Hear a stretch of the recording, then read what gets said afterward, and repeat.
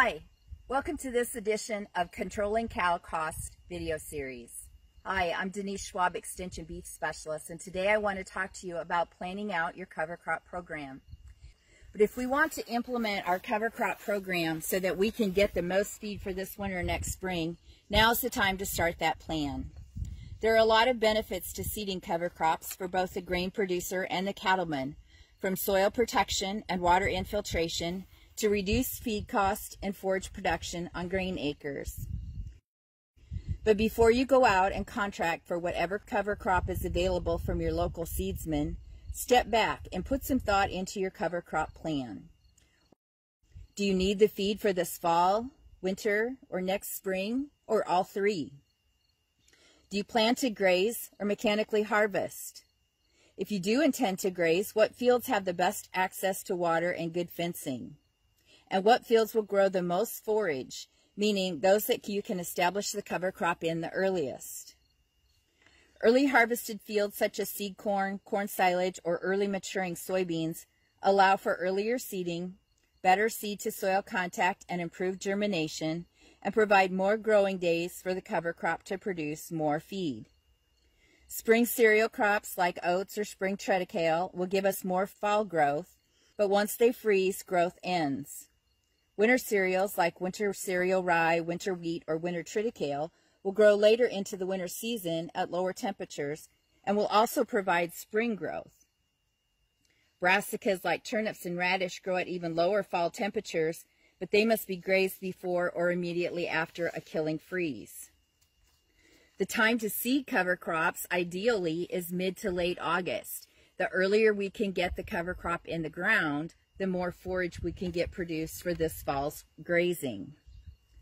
Also, be sure to check the labels from the herbicides you use on this year's crops to ensure that cover crops will establish and can be consumed by cattle. The big question is, how much feed can we get from an acre of cover crops? Erica, can you help answer this question based on your research? Research from the Iowa Beef Center and Iowa State Extension has been evaluating cover crops as a forage resource behind row crops for over 5 years now. Weather, cover crop planting date, location within the state, and current cash crop influence the forage yield. In a 2-year study looking at cereal rye and oat yields when interseeded into corn and soybeans in late August or early September, the fall forage yield ranged anywhere from 0 to about 700 pounds of dry matter per acre, with an average of 200 pounds of dry matter per acre. When drilled behind corn silage, the forage yielded about 1,600 pounds of dry matter per acre. In a separate fall grazing study, a cover crop containing oats and brassicas yielded about 2 tons of dry matter over a 2-year period, but failed to have any growth in the 3rd year of the project. Spring forage yield is also quite variable. Results of a 5-year project of cereal rye yielded anywhere between 0 to over 2.5 tons of dry matter per acre, averaging about 1,400 pounds of dry matter per acre behind a full season corn or soybean crop. A more recent study comparing spring forage yield of various species of cool season cover crops noted more than 150% improvement in yield in response to nitrogen application. Cover crop yield was approximately 1 ton of dry matter per acre when no nitrogen was applied, compared to about 1.5 tons of dry matter per acre when 50 pounds of nitrogen was applied early in the spring.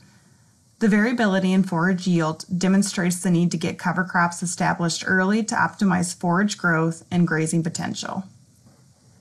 It's hard to put a value on the costs and returns of grazing cover crops, but one way is to compare it to stored feed costs.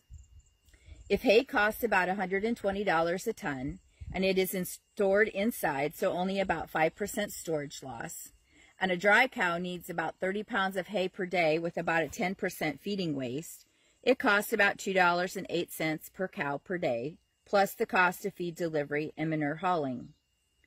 Compare that to $50 per acre for cover crop seed and establishment, and assuming that the crop will produce 900 pounds of dry matter feed. Again, if a cow needs 30 pounds of dry matter per day, 1 acre should last a cow for about 30 days, so the cost is about $1.66 per cow per day. This is just one example, so be sure to do the math for your own operation.